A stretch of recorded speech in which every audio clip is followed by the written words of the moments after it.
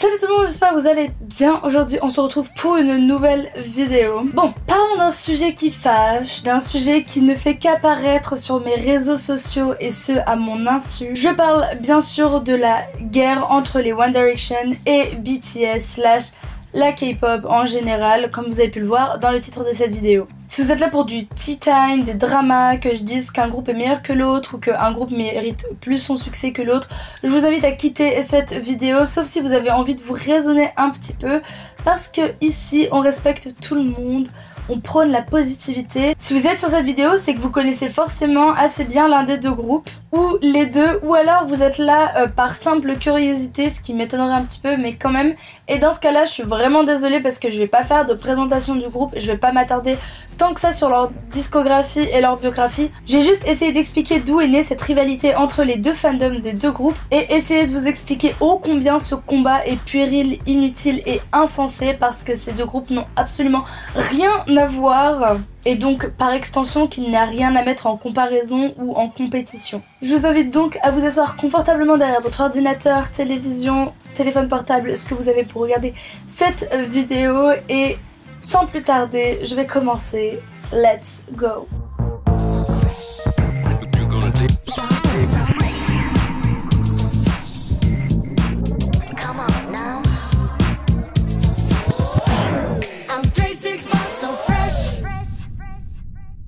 Alors oui, c'est tentant de comparer deux des plus grands groupes de notre génération, vu l'impact que chacun d'entre eux ont eu dans la pop culture. Cette comparaison est d'ailleurs l'une des premières choses que l'on peut trouver sur internet si l'on tape « Is BTS bigger than ?», le premier groupe qui apparaît est One Direction. S'ensuit EXO, Big Bang, les Beatles et Queen. Si l'on remonte un petit peu dans l'histoire de la musique, ce n'est pas du tout la première fois que ça arrive, les artistes ont souvent été mis face à face ou en comparaison, que ce soit dans les années 60-70 avec le gros face à face entre les Beatles et les Rolling Stones, ou encore dans les années 80-90 qui opposaient les fans de Prince et ceux de Michael Jackson, et même dans la K-pop dans les années 90 qui opposait les fans des Sage Kids et du groupe H.O.T. En préparant cette vidéo, je me suis lancée dans des recherches colossales autour des deux groupes, mais aussi en allant dans le détail des chiffres, dans les billboards, dans les ventes de disques et autres, pour être la plus informée et objective sur le sujet. Je suis aussi allée creuser au niveau international quels étaient les artistes les plus récompensés et les plus connus,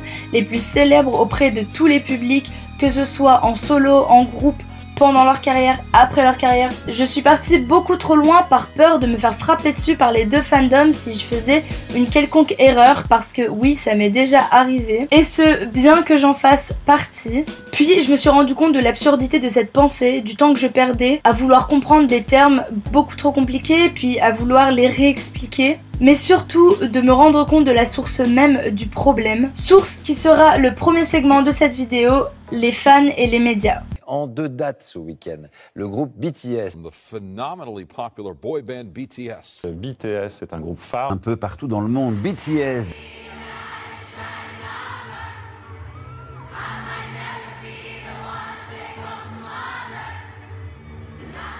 Bien souvent, lorsque le monde de la musique fait face à un énorme phénomène, un énorme succès dans un genre particulier, jugé comme peu travaillé et destiné à un jeune public, les critiques sont très souvent virulentes, peu axées sur la musique finalement, et se focalisent plus sur l'engouement des fans face à ces artistes et toute l'euphorie qui se crée autour. Avant même d'aller plus loin, sachez que je ne suis en aucun cas d'accord avec les termes que les journalistes emploient à l'égard des One Direction, de la K-pop ou autre genre musical jugé comme peu travaillé, et que moi aussi ça me rend dingue. La plupart du temps, les médias s'attardent que sur des préjugés assez déplacés, sur le comportement des fans, et bien sûr quand ils veulent en interviewer, ils cherchent toujours les plus hystériques d'entre elles pour pouvoir avoir la meilleure image à la télé ou sur internet. Quand il s'agit des One Direction, on parle de boy band pour les jeunes filles en fleurs, comme le disait si bien le petit journal à l'époque. On ne parle jamais de leur musique mais du succès qu'ils ont envers un public féminin et envers les femmes en général. Bonjour Harry qui encore aujourd'hui dans les médias n'est défini que par ses relations et non sa musique. Enfin bref, du côté de la K-pop et de BTS dans le cas de ma vidéo, je n'ai même pas envie d'en parler tellement ça me rend dingue parce que la plupart du temps ce sont des stéréotypes presque racistes à l'égard des artistes. On nous parle que de chirurgie esthétique, on ne les considère même plus comme des êtres humains mais comme des robots et comme des machines. Ils ne sont pas considérés comme artistes en tant que tels et je préfère vous mettre quelques exemples pour vous illustrer un peu mieux leurs propos et pour vous montrer que c'est pas moi qui les invente. Le boys band qui les rend folles vient de donner une interview au magazine Seventeen. Ils sont très mignons en couverture et à l'intérieur on apprend des choses croustillantes concernant Harry notamment qui est un serial lover. On apprend que Liam a une copine, Danielle, que Louis a une copine, Eleanor, et que Zane a une girlfriend aussi et que le petit blond est amoureux de Demi Lovato. Bref, vous n'avez aucune chance les filles, mais vous pouvez toujours acheter le kit brosse à dents plus dentifrice One Direction, ça vous donnera un peu l'impression de les embrasser. Coupe au bol façon Beatles à leur début et chorégraphie millimétrée. Oubliez les One Direction ou autres Little Mix, place aux BTS et à leur musique K-pop, comprenez musique pop coréenne. Et ça crée des véritables phénomènes déchaînement de passion dans tout le pays. Tout le monde s'identifie à la Korean pop, à la K-pop. Alors c'est des chansons préfabriquées, très faciles. Les BTS seront en concert en France fin octobre et ils ont vu grand à la hauteur du nombre de leurs fans. Ils ont réservé l'Accor Hotel Arena Paris-Bercy et c'est déjà complet. Alors oui, je peux l'entendre que la pop et la manière dont la musique la plus commercialisée ces dernières années peuvent sembler complètement différentes des sonorités qu'on avait avant, mais surtout le rythme auquel les tendances musicales changent et deviennent de plus en plus variées, ça peut être un peu perturbant pour les générations qui précèdent la nôtre. D'ailleurs, quand je dis commercialisé, qu'on soit bien d'accord, un artiste quand il vend ses albums, sa priorité même, après bien sûr partager sa musique et sa passion, c'est de faire des sous, de l'argent, donc du commerce, donc de commercialiser sa musique. Voilà, toutes les musiques sont commerciales, c'était juste une petite parenthèse. On en revient à ce que je disais avant. Comme ce n'est pas une vidéo destinée à l'histoire de la musique et encore moins sur celle des années 2010, je vous laisse en barre d'infos une vidéo que j'adore d'un youtubeur que j'aime beaucoup qui fait un travail de dingue qui s'appelle Mike Dessner. Il a fait une vidéo sur justement la musique des années 2010 et c'est extrêmement intéressant de comprendre comment la musique a évolué et du coup comment notre génération à nous et cette période dans le temps ne peut pas réellement être définie en termes de musicalité. C'est très intéressant, c'est en anglais, je vous la conseille fortement et les quelques trucs que je vais dire là tout de suite sont forcément abordés dans sa vidéo, il me semble. Donc voilà, je vous le mets en barre d'infos, ce sera plus intéressant que moi.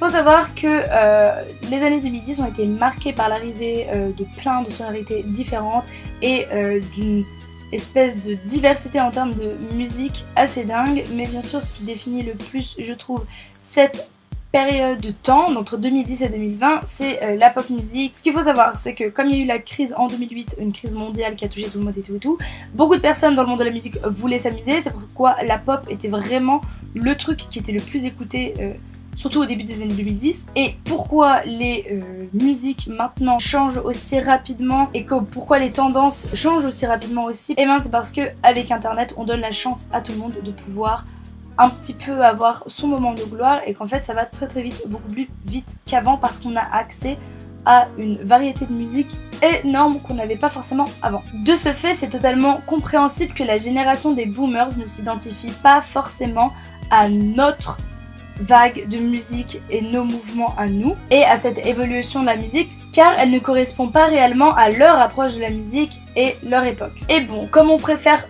toujours critiquer ce qu'on ne comprend pas, qu'on ne connaît pas ou autre, eh bien les journalistes s'en donnent à cœur joie. C'est eux les premiers qui ont opposé les One Direction à BTS, tout comme ils l'avaient fait avec Justin Bieber et l'arrivée des One Direction dans l'industrie. Sans ces critiques et cette médiatisation de mauvais goût, on n'aurait jamais eu le même regard sur les boy bands en général de toute année. Mais surtout, on n'aurait jamais mis en compétition certains artistes, notamment One Direction et BTS. Donc ma petite conclusion sur ce segment sur les médias, c'est que ce sont eux qui nous ont amenés à comparer ces deux groupes, alors qu'en réalité, il n'y a pas de raison d'être virulent d'une certaine manière d'un fandom à un autre. Et là, je ne vous parle même pas des gros comptes Twitter, des radios, des cérémonies d'awards ou autres qui nous amènent constamment à être en compétition, que ce soit avec les votes, avec les streams, etc. Et je pense que c'est une bonne manière pour faire la transition et passer à la deuxième partie de cette vidéo qui justement se focalisera un peu plus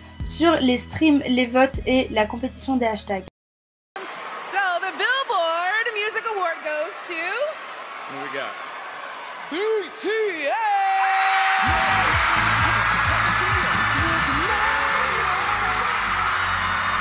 winners of the Global Success Award are One Direction. Come and get it!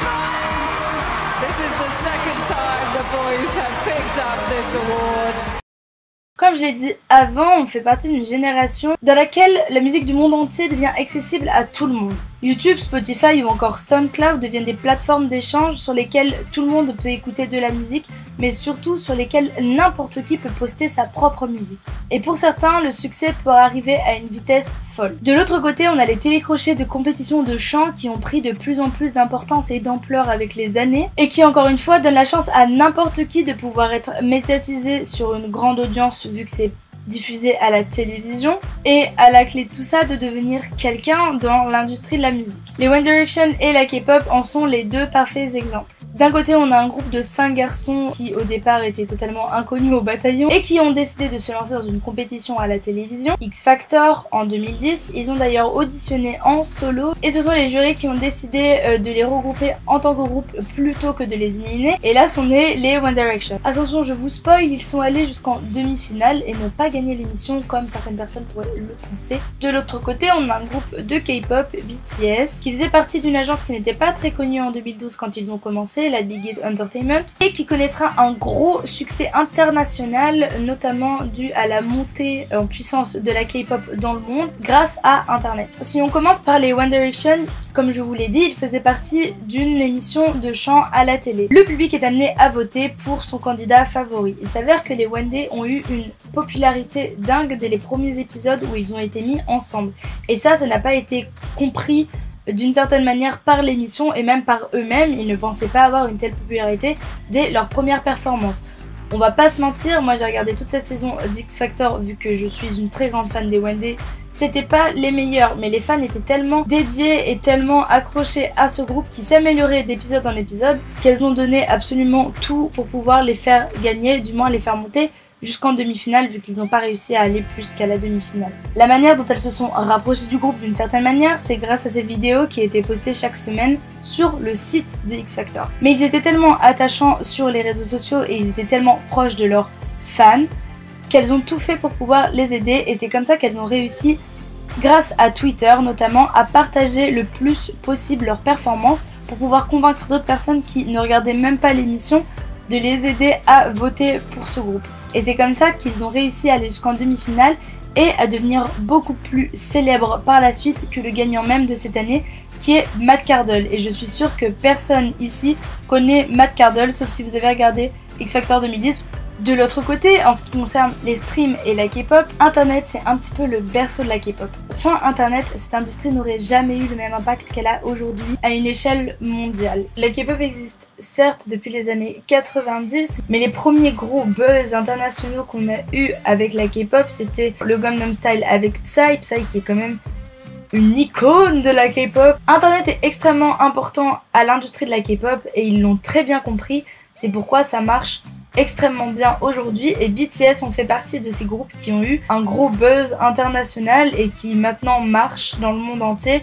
Notamment, il me semble que ça a commencé avec Fire, Blood, Sweat and Tears et I Need You de Hope, cette période-là, il me semble que c'était 2014. Je sais, en étant fan de K-pop et avant j'étais fan de BTS, je sais que c'est à partir de cette période-là qu'on a commencé à en entendre parler un peu partout. Et du coup, le fait que ce soit deux groupes qui reposent énormément sur leurs fans et sur le pouvoir de leurs fans en termes de stream, de montée de hashtags, de partage, etc., etc., et bien bien sûr, on les met forcément en compétition. Encore dans certaines cérémonies d'awards, sur plein de choses sur les réseaux sociaux, on en vient à mettre en compétition deux groupes tellement différents, mais surtout un groupe qui est inactif. Ça c'est quelque chose, je me pose toujours la question parce que si encore ils étaient mis en compétition avec d'autres groupes de leur genre musical ou de leur période, era, je sais pas comment dire ça, bref, je comprendrais un peu mieux. Mais là, BTS a eu son succès quand les One Direction ont arrêté et pris leur pause. C'est pour ça que je me pose encore cette question de pourquoi on en est venu à comparer ces deux groupes. Le truc c'est que avec les années, les streams, notamment sur les clips vidéo sur YouTube, c'est devenu tellement important pour les fans et je ne le comprends toujours pas, ça en est devenu toxique. C'est-à-dire que maintenant quand un artiste sort une chanson, on ne se pose même plus la question de si on aime ou pas le clip, de si on aime ou pas la musique. Le but premier pour les fans, et bien sûr je fais une énorme généralisation en disant ça, c'est de faire le plus de streams pour pouvoir apporter le plus de vues et battre les records d'un autre groupe ou d'un autre artiste. Et ça c'est encore quelque chose que je ne comprends pas parce que ce ne sont que des chiffres un peu inexistants sur internet. Certes ils ont une certaine importance lorsqu'on parle de charts, lorsqu'on parle de revenus etc et de référencement. Si on enlève tout ça, ce sont réellement que des chiffres et je trouve que beaucoup de personnes perdent leur temps et énergie à s'énerver et à vouloir faire des compétitions à travers les streams ou la montée de hashtags sur Twitter en top tweet monde etc alors qu'au final ce ne sont que des mots et des chiffres qui ne sont là que pour certains jours et qui seront forcément dépassés un jour ou l'autre par quelqu'un d'autre. J'ai pas trop envie de prendre trop de temps sur ce sujet là parce que je le trouve un peu superflu, mais c'est celui qui oppose le plus les fans, c'est cette popularité sur les réseaux sociaux, vouloir savoir qui est le meilleur des groupes, qui aura le plus de hashtags, qui aura le plus de vues, qui aura le plus de streams. Bref, c'est ridicule. S'il vous plaît, écoutez un artiste parce que vous aimez sa musique, vous aimez la création qu'il y a autour des albums, autour d'une promotion, autour d'une performance, mais n'aimez pas un artiste juste pour qu'il soit plus célèbre ou autre qu'un autre parce que ça n'a juste aucun intérêt. Et croyez-moi, les artistes eux-mêmes n'ont aucune animosité les uns envers les autres. Oui, parfois, streamer des albums, des clips, etc. c'est important quand un artiste perd un petit peu de sa visibilité et qu'on a envie de soutenir cet artiste-là. Mais tant que c'est fait d'une manière totalement saine d'esprit et positive et qu'il n'y a pas d'animosité envers quelqu'un d'autre de l'autre côté, it's okay. Mais quand il y en a, it is not okay. Hello, c'est Remois du montage, je voulais juste conclure cette partie parce que je l'ai pas réellement fait. Mais justement, pourquoi du coup les médias et les cérémonies d'awards, etc. en viennent à comparer ces deux groupes? C'est comme je le disais, ils ont deux fandoms qui sont extrêmement puissants et du coup ça leur rapporte beaucoup d'argent et eux leur but premier quand ils médiatisent quelque chose c'est de faire le plus d'audience, le plus de chiffres. Et bien sûr quand on parle de deux groupes qui ont des fandoms énorme dans le monde entier, on sait que les gens vont regarder même si on dit n'importe quoi. La preuve, on a tous regardé déjà des reportages, des trucs quand ça passe à la télé, si ça parle d'un groupe qu'on adore. Voilà. D'autant plus que ça cultive énormément les stéréotypes qu'on a envers les fans. Laissez les fandoms tranquilles, si vous n'aimez pas un groupe c'est pas grave, vous n'avez pas besoin de faire la guerre. Et maintenant j'ai juste envie de parler très rapidement des deux groupes et de pourquoi à mon goût et à mon avis, c'est un petit peu ridicule de les comparer même si ce sont deux boy bands. Ce sont deux boy bands certes, mais qui n'ont absolument rien à voir.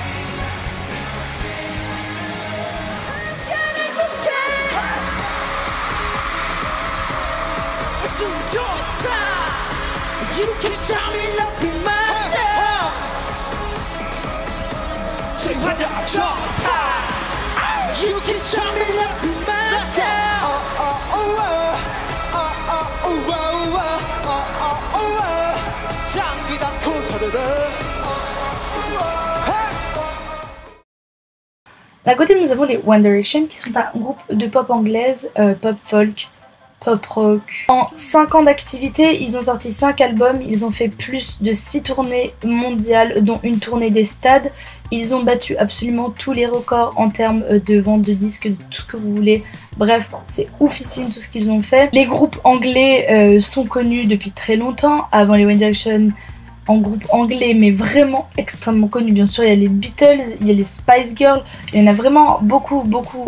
La pop anglaise est connue depuis des années et des années et a toujours marché à un niveau international. Et je pense que c'est aussi pourquoi les One D ont bien marché, c'est parce que c'était un bon groupe de bonne pop music. anglaise. De l'autre côté, nous avons BTS. Je peux pas vous sortir autant de statistiques parce que je ne connais pas assez bien le groupe sur les doigts de la main et que j'ai franchement abandonné mon idée de rechercher au point à la lettre tout ce que je devais dire dans cette vidéo. Ils sont en activité depuis les années 2012, il me semble. Eux aussi ont sorti beaucoup d'albums, ils ont battu plein de records sur YouTube et en vente, il me semble, dans le milieu de la K-pop. Ce qui les différencie des OND, c'est que c'est un groupe qui a réussi à trouver sa place au niveau mondial et international sur la durée d'une certaine manière. Et justement, ce qui est différent, c'est qu'ils sortent d'un pays où la musique n'est pas forcément commercialisée de la même manière à l'échelle mondiale. La musique qui vient d'Asie est beaucoup moins commercialisée et médiatisée.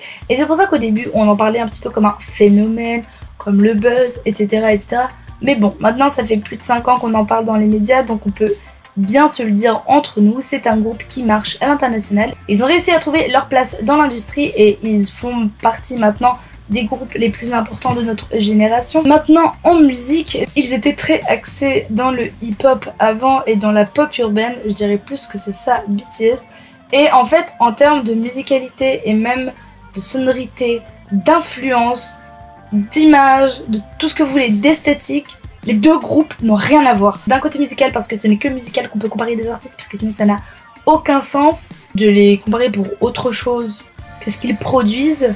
Bah y a rien de comparable à part le fait que ce soit deux boy bands en fait. Tout ce que je veux dire par cette vidéo, c'est soyez gentils les uns avec les autres, essayez de découvrir avant de critiquer quelque chose, parce que je suis sûre que beaucoup de personnes ici n'ont pas réellement écouté BTS, ou alors beaucoup de personnes n'ont pas réellement écouté les One Direction, qu'un groupe ne se définit pas que par les singles qui sont passés à la radio et sur les télévisions. Maintenant les fans, s'il vous plaît, arrêtez de vous prendre la tête, ça ne sert à rien. C'est pas grave si un groupe a plus de streams que d'autres, c'est pas grave si un hashtag est plus trend qu'un autre, blablabla. De toute façon, ce ne sont que des chiffres, que des mots. Et au final, à la fin, bah, la relation entre vous et l'artiste, c'est ce qui importe le plus. Donc soutenez votre artiste pour vous et pour lui, et pas pour les autres, et pas pour dépasser quelqu'un d'autre. C'est ce qu'il y a de plus important.